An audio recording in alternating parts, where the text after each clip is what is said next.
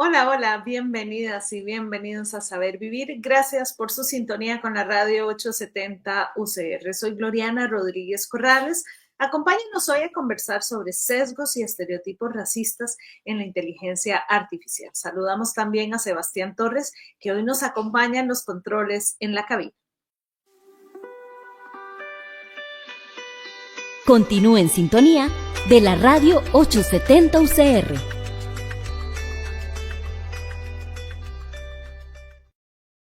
Y esperamos sus reportes de sintonía, preguntas o comentarios llamándonos al 2283-5279. También puede seguirnos en redes sociales, en Facebook y en Instagram nos encuentra como Radio 870 UCR. También nuestro canal en YouTube, Radio Emisoras UCR, encuentra muchísimo material y puede suscribirse a nuestro canal. También puede visitar nuestro sitio web radios.ucr.ac.cr. Queremos conocer sus dudas y comentarios. Llámenos al 2283-5279. La inteligencia artificial, aunque se presenta como una tecnología objetiva, puede reproducir y amplificar los prejuicios existentes en la sociedad si no se desarrolla con una conciencia crítica. Los algoritmos entrenados con datos históricos pueden perpetuar estereotipos racistas, afectando decisiones en áreas como la contratación laboral, la vigilancia policial o bien el reconocimiento facial. Esto plantea serios desafíos éticos y requiere una supervisión rigurosa para asegurar que la inteligencia artificial no contribuya a la discriminación, sino que promueva más bien la equidad, el respeto por la diversidad, y justamente de eso vamos a conversar hoy. Venga, conversemos.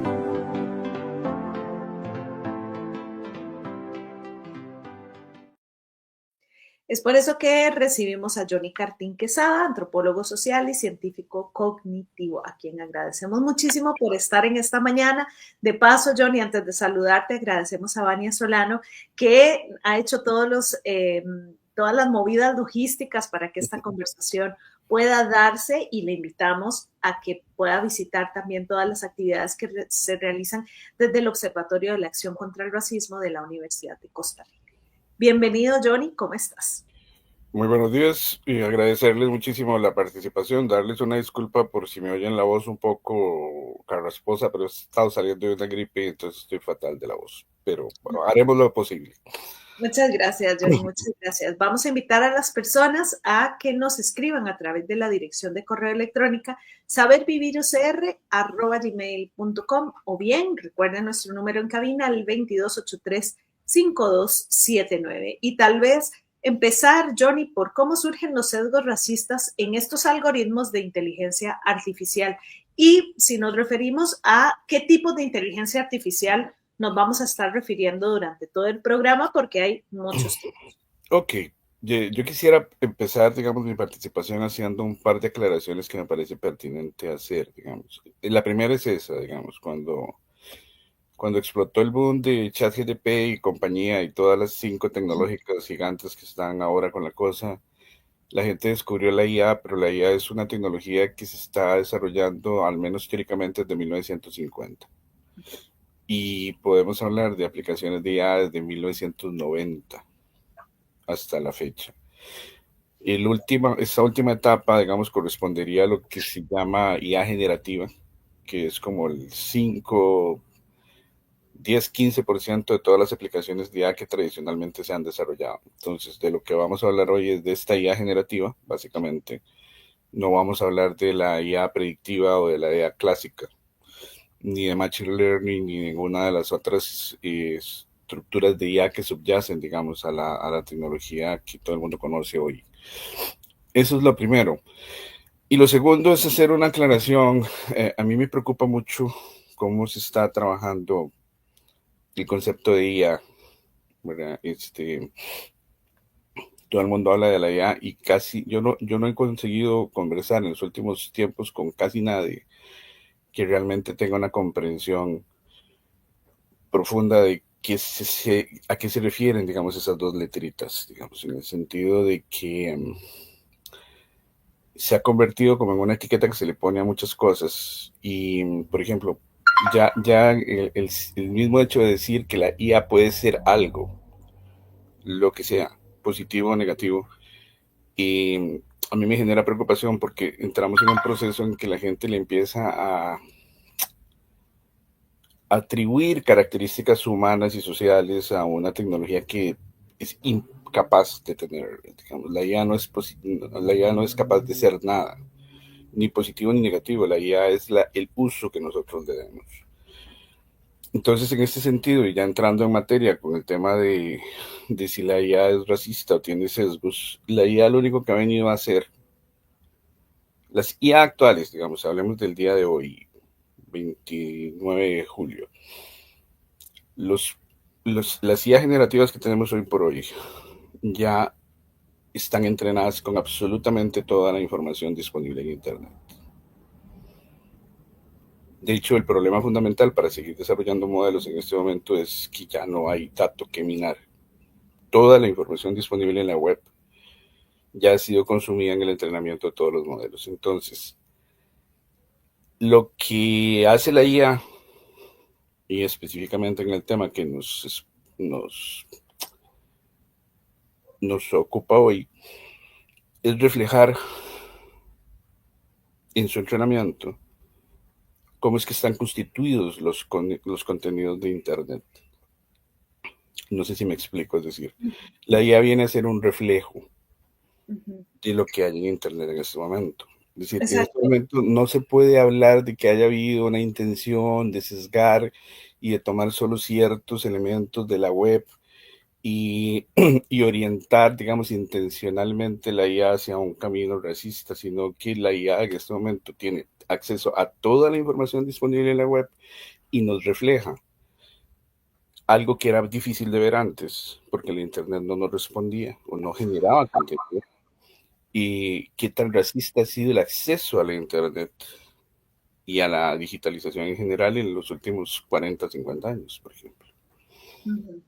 Es muy importante esto que nos está señalando Johnny, sobre todo porque, como bien decís, se habla muchísimo y yo igual que vos no sé cuánto conocimiento tengamos, incluso yo misma, ¿verdad? O sea, frente a la inteligencia artificial, de repente una se siente como en pañales, ¿verdad? Como que ocurrió algo, llegó este objeto, llegó esta tecnología y yo ni siquiera sé para qué funciona, como que se estuvo haciendo a espaldas de una, o como bien decís, imagínate, desde los años 50 del siglo pasado, estamos hablando de unos 70 años atrás.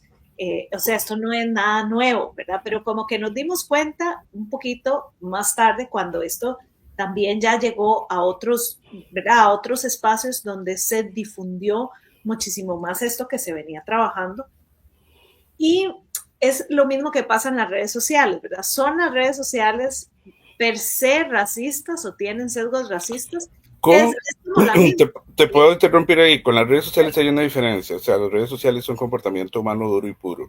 Claro, pero la Entonces, inteligencia artificial se nutre de este comportamiento que sí, está pero en la red.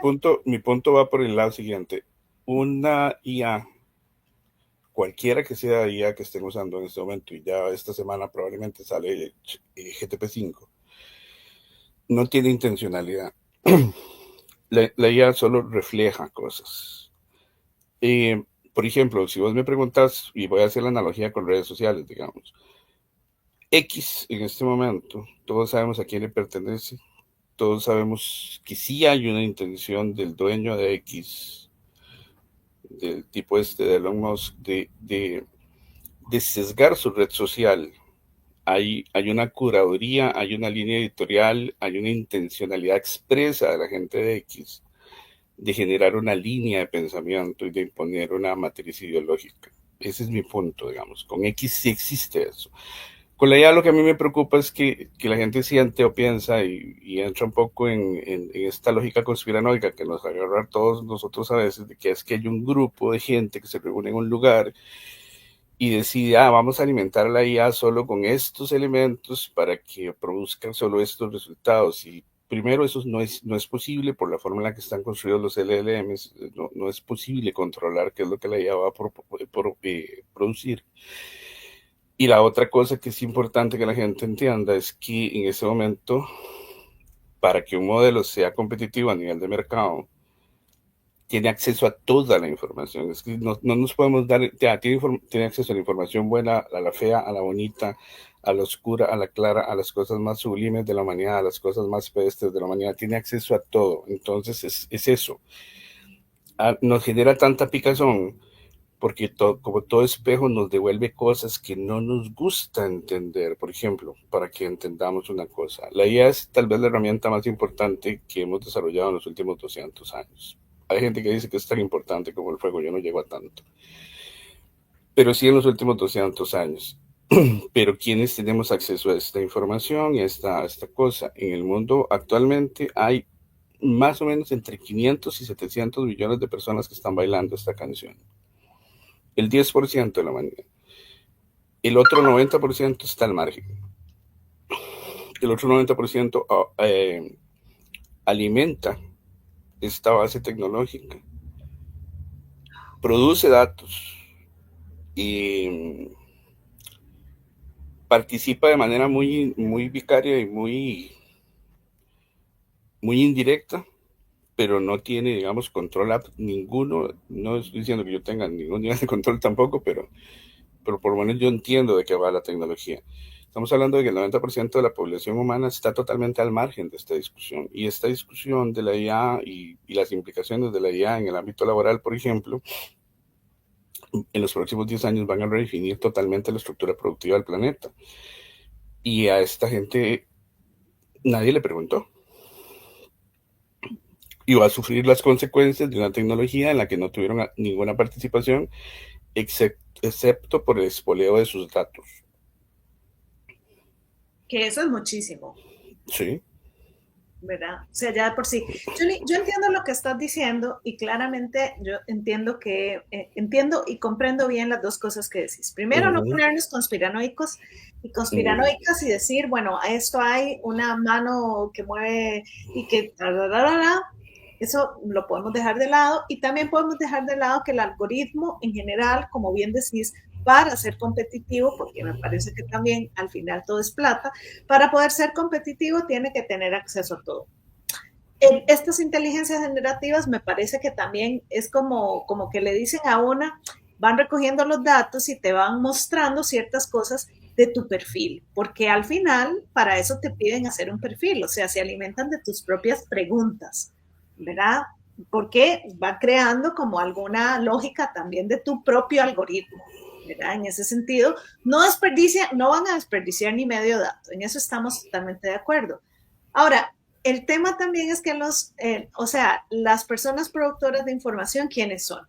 Es decir, ¿cuáles son los sesgos que ya de por sí están en esa información? Ese mundo lleno de algoritmos también tiene una lógica desde dónde se producen, ¿verdad? Y desde qué es lo que está más visible en Internet. Por ejemplo, si nosotros queremos información fidedigna de lo que está pasando en Palestina, la red en general, Internet, no me va a mostrar a mí todo, ¿verdad? Porque hay una serie de filtros que se pasan a ciertos espacios. Si yo quiero comprar ciertas cosas, incluso ni siquiera información peliaguda, como la de Palestina, si quiero comprar ciertas cosas, están vetadas para ciertos lugares porque no estoy en Estados Unidos, porque no estoy en Europa, etc. Es decir, que los algoritmos también yo los puedo de alguna manera mover geográficamente para que cosas ocurran, ¿verdad? Ya sea que no puedo comercializar mis objetos o que cierro el bloqueo de información de ciertas cosas ante ciertas realidades. Y por eso tenemos un bloqueo que no ha sido Palestina el único ejemplo, sino que han habido otros ejemplos. En ese marco, digamos, ese marco también está jugando ahí. Y de qué manera también el proceso de entrenamiento puede reforzar, ya has dicho que sí, si nos puedes poner algunos ejemplos, pero ¿quiénes serían los principales responsables de esto? Entendiendo que no es que nadie se ponga a decir, uy, vamos a hacer esto así, ¿verdad?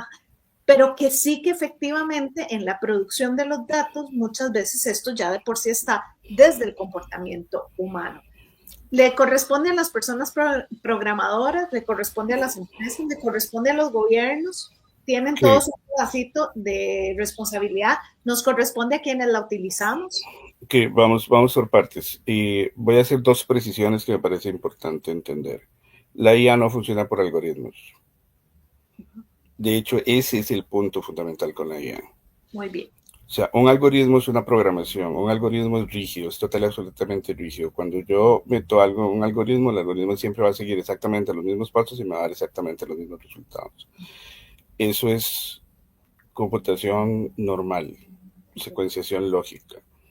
La IA no funciona por algoritmos, entonces. Es la primera vez en la historia de la especie nuestra que nosotros tenemos una tecnología que somos totalmente incapaces de controlar.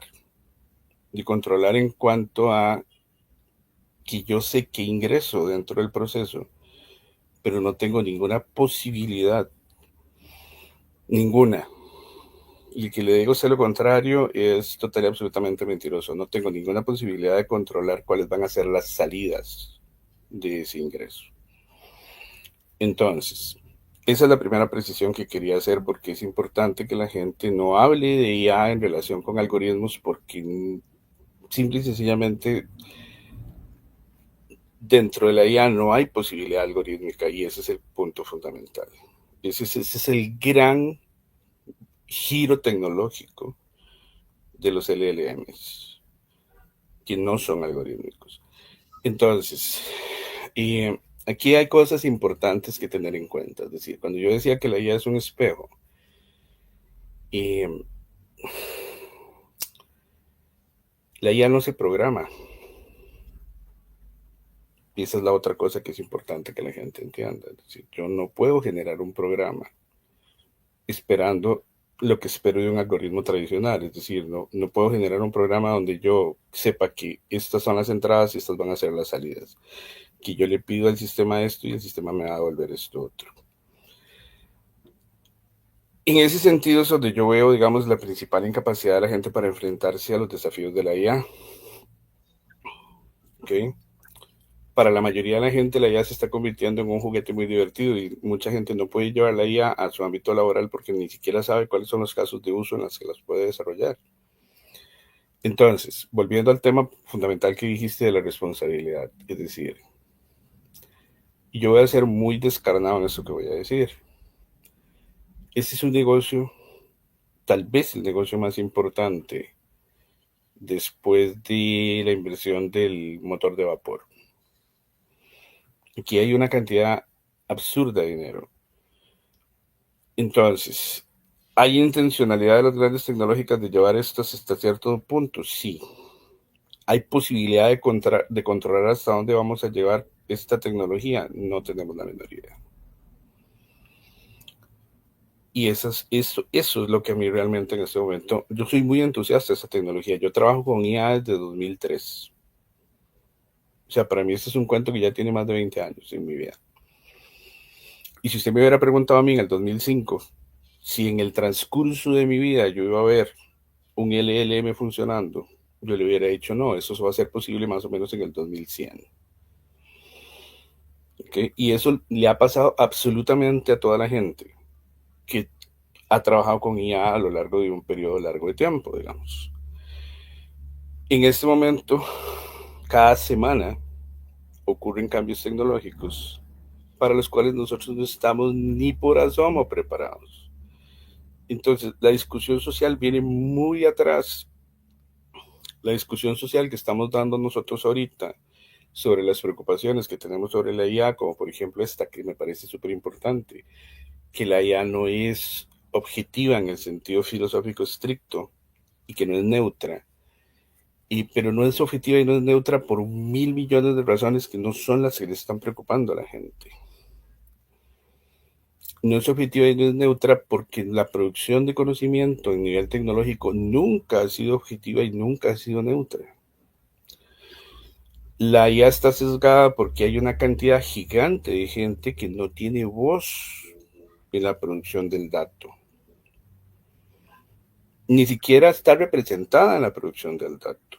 Vos hablaste de Palestina, que es un caso clarísimo. Yo te pongo otro peor. Y con esto no quiero que se me malinterprete, o sea, no estoy minimizando lo que está pasando en Palestina, que es terrible y que no debería estar ocurriendo, pero ¿quién sabe qué está pasando ahorita en República del Congo? Y en República del Congo la tragedia humanitaria es 20 veces más grande que en Palestina, si es que eso se puede comparar. Pero como República del Congo no le importa a nadie porque son africanos, y no estoy diciendo que es que los palestinos importen mucho en el contexto internacional, ojo. Entonces, uno de los enfrentamientos armados más violentos, más sangrientos y con más muertes, que es el enfrentamiento humano más violento después de la Segunda Guerra Mundial que está ocurriendo en este momento en el planeta Tierra, que es el de República del Congo, está totalmente ausente de la producción mediática. Está totalmente ausente de la producción en Internet.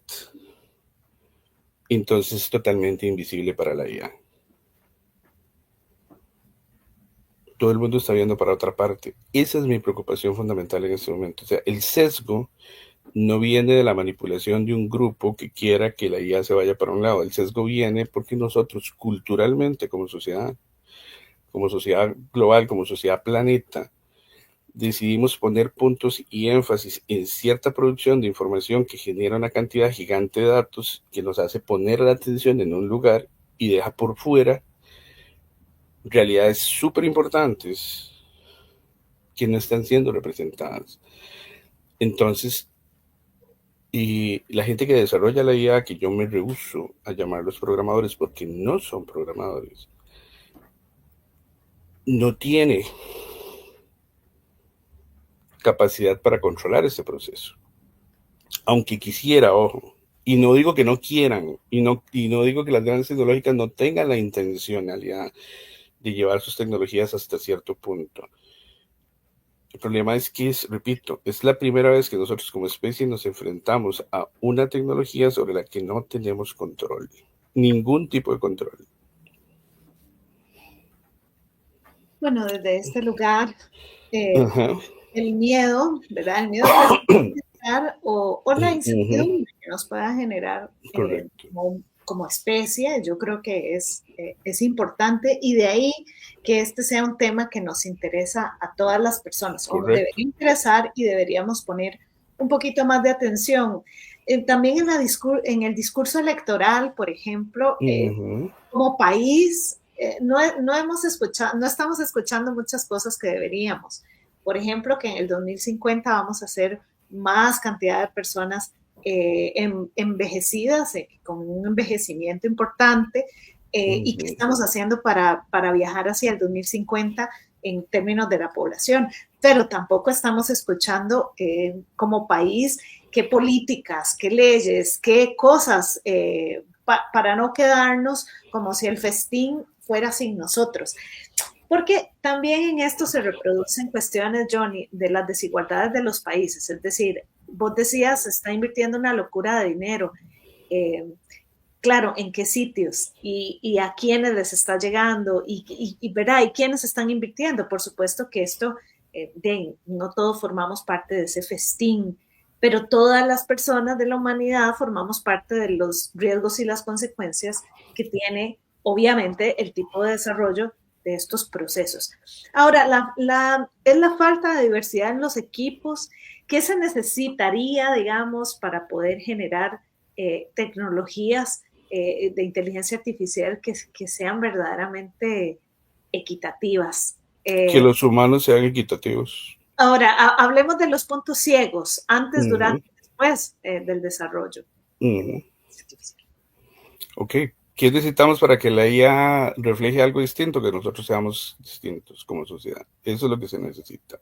Es decir, lo feo de la IA es que nos devuelve un reflejo directo con todos los defectos, es decir, todos los sesgos que tiene la IA son los sesgos mediáticos de construcción de información que hemos tenido en los últimos 40, 50 años, que es de lo que se alimentaron todos los modelos. Es decir, si usted me habla a mí de modelos de hace 25 añaños, el acceso a información que tenían las universidades como Stanford o Harvard era un acceso muy limitado. Hoy por hoy, por el hambre que el modelo tiene, que los modelos requieren de data, el problema fundamental es que ya no tenemos de dónde sacar data.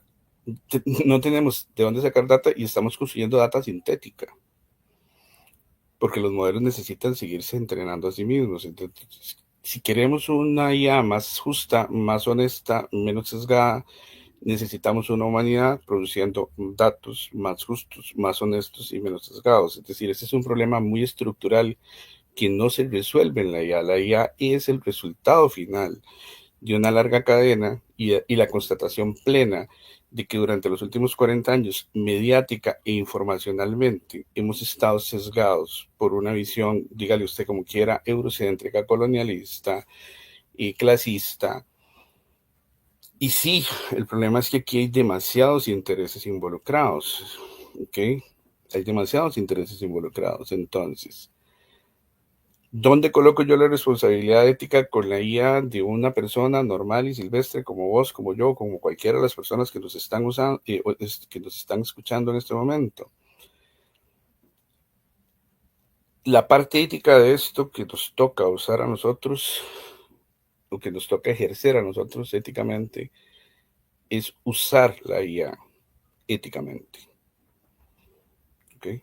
Y usar la IA éticamente parte de un principio fundamental, que es entender cómo funciona esta tecnología. Y te voy a poner un ejemplo de lo que decías de cómo nos afecta esto. Por ejemplo, una de las preocupaciones más importantes que tengo yo en este momento, hoy por hoy, si usted me pregunta a mí, ¿qué es lo que más me preocupa a mí de la IA? Que se encarne en robots como los de Terminator y nos aniquile a todos. Eso está muy lejos de ocurrir. Hay miedos fundamentales mucho más primarios que yo tengo en este momento. Se calcula, y esto no lo digo yo, lo dijo Denis Hassabis la semana pasada, que es una de las personas más influyentes en el ámbito de la IA mundial en este momento, que una de las preocupaciones principales es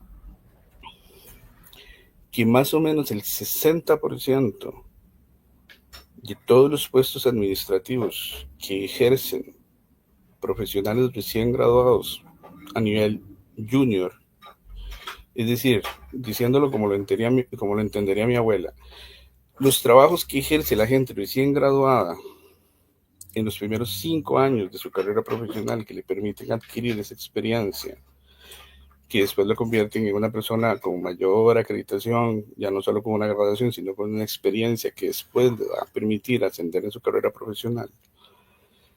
El 60% de ese trabajo va a desaparecer de aquí al 2030. El problema con la IA no es que la IA le vaya a quitar el trabajo a la gente que está trabajando ahorita. El problema con la IA es que la IA va a hacer desaparecer del mercado el 60% de las plazas laborales en los próximos 5 años. Ahora, Johnny, esto vos lo visualizás, dos cosas. Primero, me gustaría que profundizaras en esto que dijiste de cómo se están creando datos artificiales para que se alimente la inteligencia. ¿Cómo ocurre esto? Y la segunda es, si este cambio, por ejemplo, si este dato que es preocupante de que se eliminan este 60% de estos puestos de trabajo, va a ocurrir tal cual en todos los países. Pensando, por ejemplo, lo que estoy pensando detrás de esto que te digo, Johnny, es que los millennials fue una categoría hecha para Estados Unidos, para el norte, digamos. Los millennials en nuestros países latinoamericanos, ahí vamos, ¿verdad? Estamos a la vez, siento yo que hay, ¿verdad? Que hay diferencias porque son conceptos que vienen de ese norte. Es decir, si esta preocupación va a afectar a ese gran norte global o, digamos, nos va a afectar a todo el planeta por igual. En ese punto particular que me acabas de dar, te voy a dar el dato para Costa Rica. En Costa Rica eso representa 85,000 empleos en personas menores de 35 años. Ya, de un plumazo. De aquí al 2030 hay 85,000 puestos de trabajo de gente que trabaja en oficinas, en call center, en servicio al cliente, en trabajos de oficina de primer nivel y en front-end, digamos, en todo lo que tiene que ver con atención del público, seguimiento, postventa, en Costa Rica estamos hablando de más o menos entre 85,000 y 100,000 personas en los próximos, o sea, esos son puestos de trabajo que van a desaparecer. Significa que una vez que se automaticen, esa oferta desaparece del mercado. Es decir, ese es un puesto que no se vuelve a abrir. Entonces, no estamos despidiendo a nadie, simple y sencillamente estamos no contratando gente. Y protestar contra eso es muy difícil. ¿Por qué? Porque nosotros socialmente estamos acostumbrados a contestar, es que las empresas están reduciendo costos, están quitando puestos de trabajo. No, es fácil. Simple y sencillamente, los próximos 5 años, una máquina se va a empezar a hacer cargo de gente, cosas que va a ser innecesario contratar gente nueva. Se va a quedar la gente que está y vamos a entrar como en una obsolescencia programada y una decadencia laboral importante, y va a haber un grupo muy grande de gente que va a estar entre los 25 y los 45 años a nivel planeta. Costa Rica, que es una economía que alguna gente tacha como economía de servicios, por ejemplo, se va a ver muy afectada en ese rango de probabilidades. Entonces la IA viene a cambiar cosas, dinámicas sociales muy interesantes, porque en este momento está mucho más en riesgo el trabajador de cuello blanco que el campesino de Tierra Blanca de Cartago por la IA. No sé si me explico. Sí. O sea, tradicionalmente el campesino de Tierra Blanca de Cartago que siembra papa ha estado en el último puesto de la fila de la discriminación, digamos, laboral. Esta tecnología le da un giro a esa vaina y los blancos primarios son los que normalmente han estado seguros. Y digamos, pensando en instituciones como las universidades públicas que generamos y producimos y desarrollamos todos estos perfiles profesionales, las universidades, vos me decías que vos te sentías un poco al margen. Las instituciones que yo siento más fuera de la discusión en este momento en todo el planeta, y esto no es solo en Costa Rica, son las universidades. Las universidades no saben qué hacer con la IA. No saben ni cómo incorporarla dentro del currículum académico, no saben cómo incorporarla dentro del aula, no saben cómo formar a sus estudiantes, no tienen idea de nada en este momento. Entonces, mi punto es, ¿la IA está sesgada? Sí, definitivamente. ¿Cómo combato yo ese sesgo? Siendo un usuario ético y consciente y cortando la reproducción de ese sesgo. En este momento, más que en ningún otro momento de la historia del planeta Tierra, y no es que en otros momentos esto no haya sido necesario, el pensamiento crítico es fundamental. Ojo, yo soy un entusiasta de la IA. A mí todos estos juguetes me parecen maravillosos y fantásticos, pero porque los conozco me dan ñaña y me dan terror. Me explico. Es decir, y esta es una ola que no se va a detener. Como bien decís vos, esto es algo que viene del norte hacia el sur, y nosotros como sur tenemos que empezar, 1, a hablar de esto, 2, a entender cómo nos va a complicar la existencia, y 3, qué estrategias vamos a seguir. Vamos a ver. Te pongo un ejemplo que oí un día en una conferencia que me pareció muy interesante. En la Primera Guerra Mundial nosotros desarrollamos armas químicas, hubo desastres con armas químicas y se prohibieron las armas químicas. Y eso está relativamente controlado por 100 años. En la Segunda Guerra Mundial produjimos armas nucleares, tuvimos una matacingas con armas nucleares. Yo no estoy del todo claro que hayamos controlado el tema de las armas nucleares, pero por lo menos no nos hemos estallado a bombazos desde 1948 hasta acá. La Tercera Guerra Mundial se va a pelear con IA. Entonces, hay tecnologías muy potentes que es mejor no usar. Y hay que empezar a tomar decisiones en dónde, cómo y por qué se usan ciertas tecnologías en ciertos ámbitos. Entonces, ¿la IA va a ser maravillosa en medicina? Sí. La IA tiene el potencial de resolver casi todos los problemas de salud pública del planeta Tierra en los próximos 10 años. La pregunta es si eso va a ser accesible para todos o si eso va a ser un privilegio de quien puede pagar. Entonces, ¿racismo es un tema? Sí. Acceso económico es otro. Capital cultural es otro. conocimiento para tener acceso a esta tecnología es otro. En este momento, la mejor forma de enfrentar la IA, al menos esa es mi estrategia personal, es conociendo lo que yo más pueda. ¿Por qué? Porque es la única manera de saber por dónde vienen los balazos. Vamos a quedarnos con esa idea, Johnny, de conocer lo más que podamos y justamente para eso esta conversación. Vamos a hacer una pausa, ya casi volvemos. Dicen quienes cuentos cuentan que había una vez. Pero yo he comprobado que habían muchas más veces.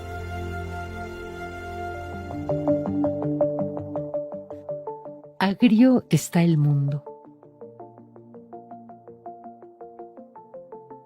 Alfonsina Storni.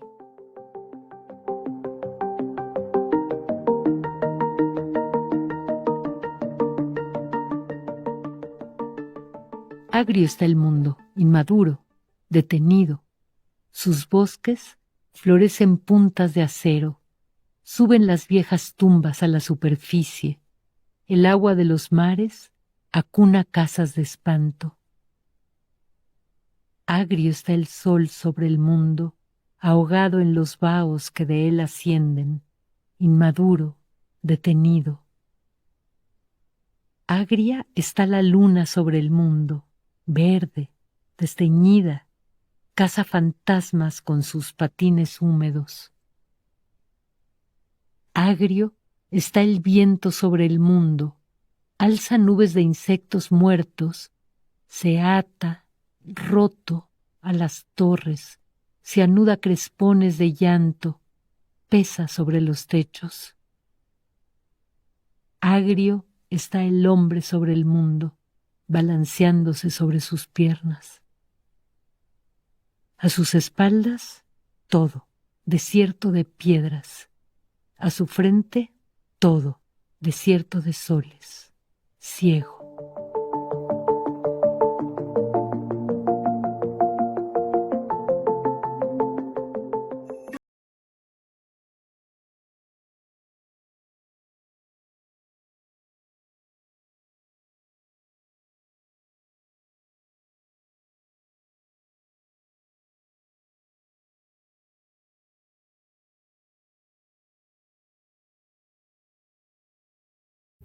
Así es, el 22835279, la línea a la que nos puedes llamar en cabina para reportar sintonía, hacer sus comentarios. También Facebook, Instagram y YouTube. Hoy conversamos sobre sesgos y estereotipos racistas en la inteligencia artificial y para eso nos ha acompañado Johnny.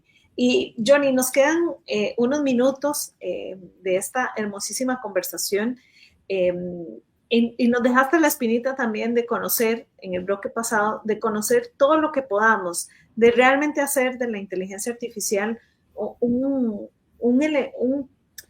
algo que conocemos y no un algo que desconocemos.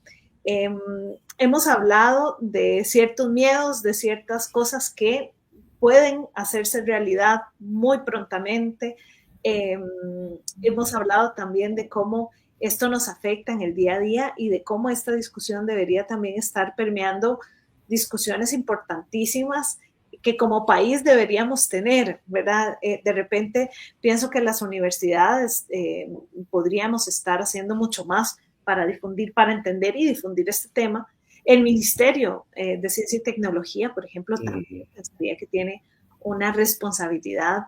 El sector educación, sin lugar a dudas, como bien decís, más allá de no usar para no copiar cosas hechas por otros y poder redactar y que la persona estudiante tenga esas habilidades, ¿qué hacemos con la inteligencia artificial? ¿Qué hacemos a futuro con nuestros puestos de trabajo? Le estás hablando a alguien además en una radio que se transmite en AM. O sea, que hay mucho que pensar y que hay mucho que hacer en este tema, sin duda. Hay mecanismos actuales que puedan auditar y corregir estos sesgos que hay. ¿Qué tipo de regulaciones se están discutiendo a nivel internacional para frenar estos temas? También hay temas con los datos. Los datos viajan entre servidores y la protección de esos datos. A mí me parece que nos deberían pagar por la cantidad de datos que le damos a las grandes empresas y nadie nos paga por estos datos. Pero bueno, en términos legales, ¿en dónde estamos? En términos legales y en términos tecnológicos, te lo voy a contestar en los dos ámbitos, digamos. Con respecto, y voy a empezar por una palabra que mencionaste que a mí me preocupa mucho, el tema de la regulación. La IA requiere, para que una regulación sea efectiva, que la regulación sea global. Cualquier regulación regional y es contraproducente. ¿Okay? Y aquí es donde estamos en un zapato, porque, por ejemplo, es un poco lo que le está pasando a Europa en este momento con las tecnológicas. Digamos, en este momento, si lo vemos desde un punto de vista geopolítico, la carrera es, igual que la carrera por la Luna y por la carrera espacial fue Unión Soviética, los Estados Unidos, en este momento la carrera es Estados Unidos, China. ¿Okay? Los chinos han logrado tener un control bastante bueno del desarrollo tecnológico de la IA y de cómo la IA ha permeado en su cultura por el tipo de sistema político que ellos manejan. En China, redes sociales, todo está regulado. Entonces, en el medio está Europa. Europa, como garante, digamos, de los valores occidentales, ha puesto una serie de regulaciones que lo que ha hecho es que China y los Estados Unidos digan Europa queda fuera de la discusión. No nos interesan esas regulaciones europeas. Si ustedes sí quieren regular a ustedes internamente con esas cositas, muy bien. Nosotros vamos a seguir nuestro camino. En este momento el problema es que estamos en una carrera de aceleracionismo tecnológico. Y la meta de la carrera espacial fue la Luna. La meta de la IA es la IA general. Y estamos a 2 años, según las predicciones más pesimistas, y a 6 meses, las más optimistas, de llegar a ese punto. Quien logre una IA general gana la carrera. Y ninguna de las dos potencias geopolíticas más importantes del planeta se va a detener a poner regulaciones que hagan que esto se detenga. Ese es el panorama internacional en el que estamos en este momento. Detrás de esas dos entidades políticas hay una cantidad gigante de tecnológicas. Hay cantidades de dinero que yo ya no me puedo imaginar, porque ya ni siquiera son miles de millones, sino que son cientos de miles de millones de dólares para lograr eso en el menor tiempo posible. Entonces yo vuelvo a lo que yo puedo hacer. O sea, si yo me pongo en ese plan, me deprimo y cierro y apago y vámonos.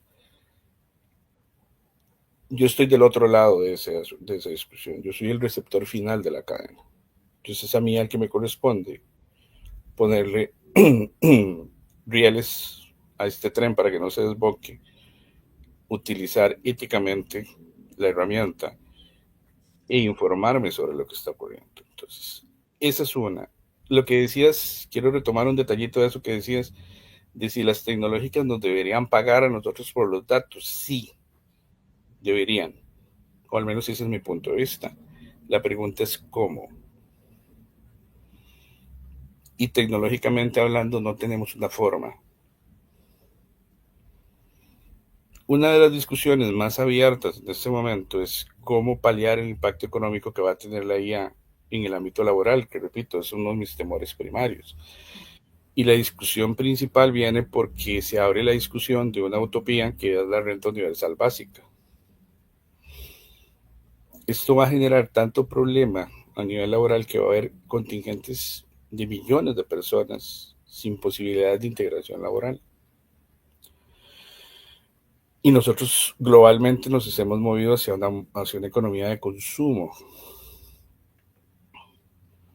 Y si usted no ingresa, no puede consumir. Y eso es un problema para el sistema mundo que hemos construido nosotros en los últimos 30 años. Entonces, la IA viene a meterse en el centro medular de la discusión económica, viene a meterse en el centro medular de la discusión tecnológica. Y a mí lo que me preocupa es que hay gente que sigue pensando que la IA es un software, que la IA es una aplicación, que la IA es algo que yo le pongo a la computadora para que me ayude a redactar correos más bonitos. Te voy a poner un ejemplo para que me entendas. Yo, en estos últimos 2 años de ola de IA generativa, he logrado acortar mis tiempos laborales utilizando las herramientas en un factor de 10.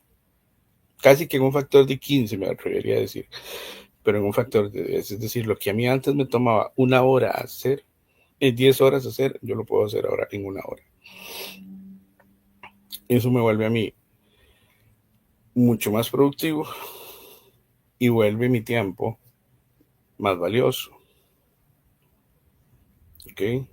Pero en muchos lugares hay muchos jefes pensando cómo utilizar eso, porque si yo vuelvo a un empleado 10 veces más rápido, puedo prescindir de otros 9. Y hablando un poco del tema central de lo que nos trae acá, el tema racial, por ejemplo. Desgraciadamente, el productor número 1 de datos en el planeta Tierra a nivel de redes sociales en este momento es los Estados Unidos. Y los Estados Unidos es un país altísimamente racializado. Y lo que más produce datos son las redes sociales. Entonces, todas las tecnológicas en este momento están tomando la producción de redes sociales, como X, como Facebook, como Instagram. Y voy a usar el caso particular de X porque es el que más me preocupa. X es una red social de derecha, blanca, falocéntrica, protestante y, lo voy a decir con todas las letras, desde mi punto de vista, fascista. Y es una red social que produce una cantidad absurda de datos todos los días, de odio puro y duro. Y de eso se alimentan los datos con los que se entrenan los modelos.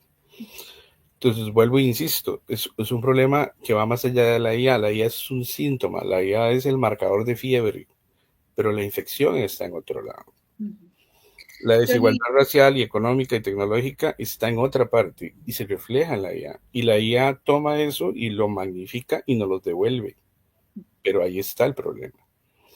Nos tenemos que ir, Johnny, no sin antes agradecerte muchísimo el tiempo de esta conversación y tu claridad para compartir con nosotras y nosotros las ideas, lo que has ido investigando, lo que has ido trabajando por más de 20 años.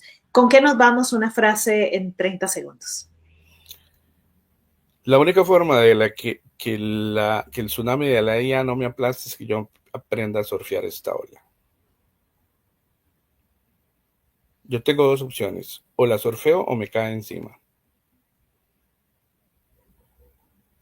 Básicamente. Bueno, compartamos esta información para ser parte de esa tablita de surf que les compartimos y también buscar más información, no en la inteligencia artificial, pero sí en los eventos de la Escuela de Antropología, las actividades que hace el Observatorio de la Acción contra el Racismo, programas como los que hacemos desde las radios UCR sobre este tema para poder tener más información, más datos abiertos, pero también más datos de seres humanos y que podamos ir destejiendo esto que viene. Es una ola que está ahí al frente de cada una y cada uno. Agradecemos a Johnny, también a Vania Solano y por supuesto a Cristian Salas, a Sebastián Torres y a Giselle Mora que nos acompañan en controles técnicos y en redes sociales. Quédese ahora con la programación de la radio 870 UCR. Soy Gloriana Rodríguez Corrales. Nos vamos con la canción Contra el Poder de Pedro Guerra.